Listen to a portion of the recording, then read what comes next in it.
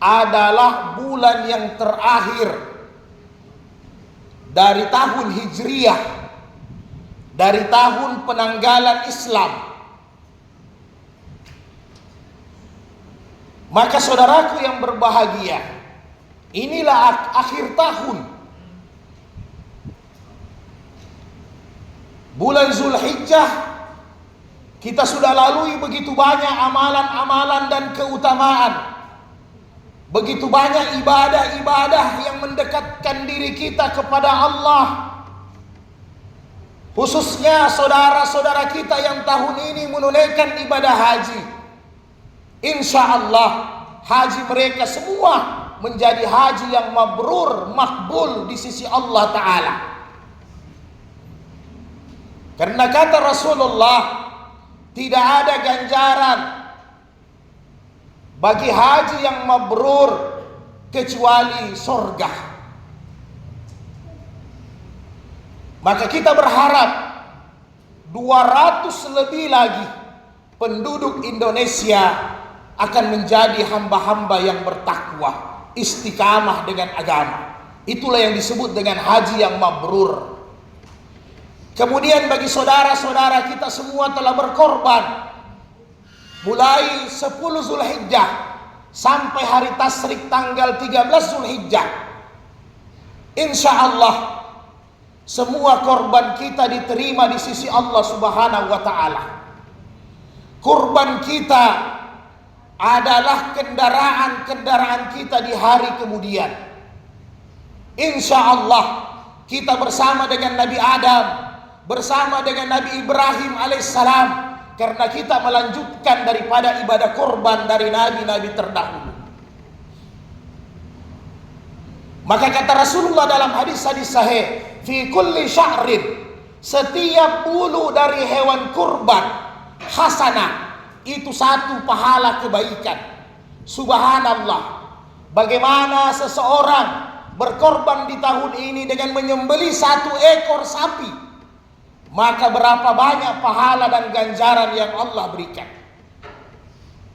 Karena tiap-tiap dari rambut hewan korban, dari bulu hewan korban akan mendapatkan satu kebaikan.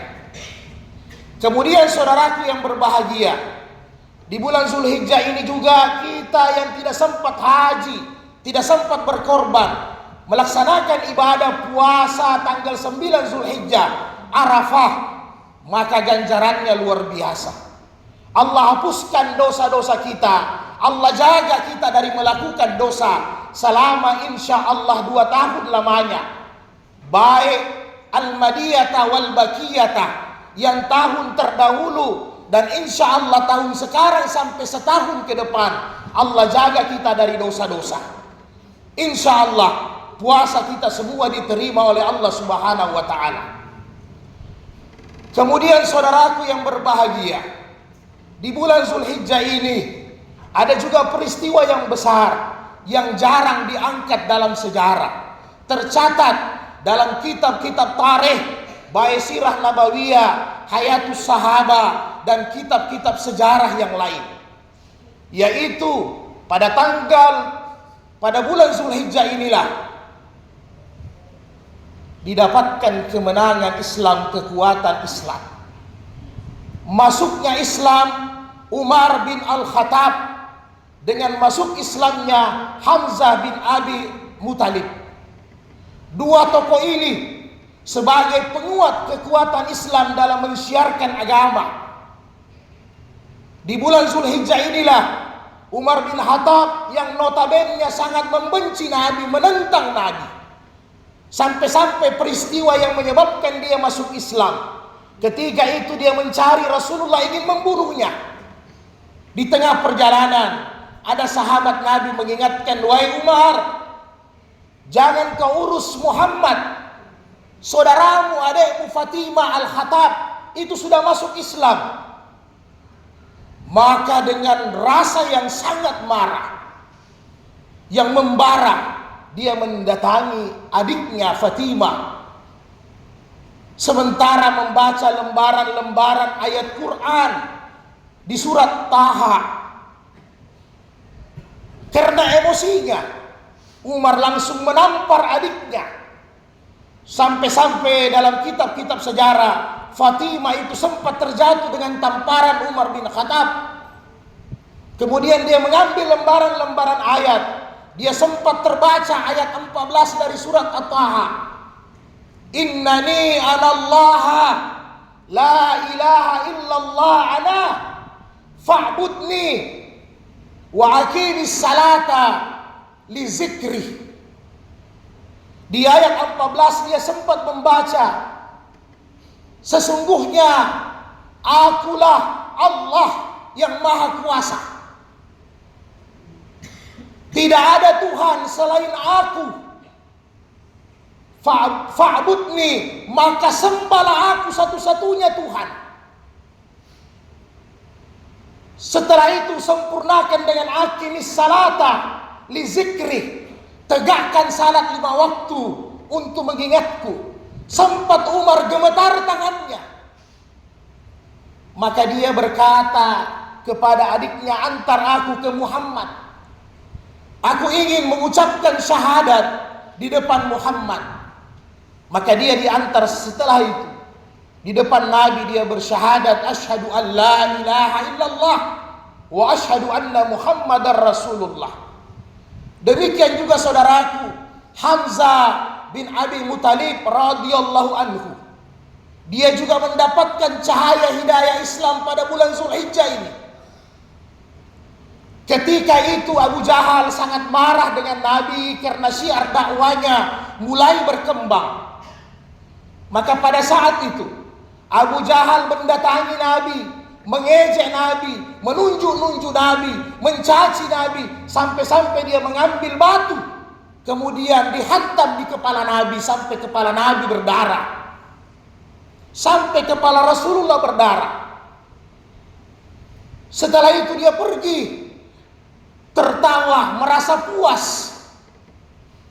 Maka ada yang sampaikan kepada Hamzah ketika itu Hamzah belum bersyahadat, wahai Hamzah, anak kemanakanmu berdarah akibat daripada Abu Jahal. Maka dia mencari di seluruh kota Makkah, dia cari Abu Jahal. Didapatnya Abu Jahal di halayak ramai sambil tertawa. Hamzah ketika itu selesai berburu, di tangannya masih ada busur. Dia mendatangi Abu Jahal, menghantam Abu Jahal dengan anak busur itu, sampai Abu Jahal jatuh, kepalanya juga berdarah. Dia mengatakan, wahai Abu Jahal, engkau telah mengganggu Muhammad, sedangkan aku telah mengikuti ajarannya. Maka dengan perkataannya ini saudaraku, walaupun pada saat itu dia belum bersyahadat, Allah berikan cahaya hidayah kepada Hamzah radhiyallahu anhu. Dia mendatangi Rasulullah dalam keadaan berdarah. Dia bersyahadat di hadapannya Rasulullah, asyhadu an la ilaha illallah wa asyhadu anna Muhammadar Rasulullah. Inilah peristiwa sejarah besar Islam. Sehingga setelah itu ketika kedua tokoh ini masuk Islam, dakwah Nabi jauh lebih mudah. Nabi seolah-olah sudah ada backingan, karena Hamzah sendiri adalah puak daripada Quraisy, dari Bani Hashim yang dihormati. Demikian juga Umar bin Khattab, seorang pemberani, ahli perang, ahli strategi. Maka dengan masuknya dua tokoh ini, kekuatan Islam jauh lebih kuat, saudaraku yang berbahagia. Ikhwanul kiram rahimakumullah. Mudah-mudahan Allah Subhanahu wa ta'ala senantiasa istiqamahkan kita di dalam agama Islam.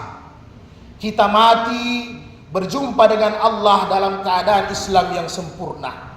Inna dina indallahil Islam. Hanya Islamlah satu-satunya agama yang diterima nanti oleh Allah di hari kemudian. Karena Islam adalah penyempurna dari semua agama-agama samawi yang dibawa oleh para nabi-nabi terdahulu, dari Nabi Adam sampai Nabi Isa alaihissalam. Maka Rasulullah diutus untuk menyempurnakan itu agama yang disebut dengan Islam, yang disebut dengan keselamatan, kebahagiaan di dunia maupun di akhirat. Barakallahu fikum. Innallaha ghafurur rahim.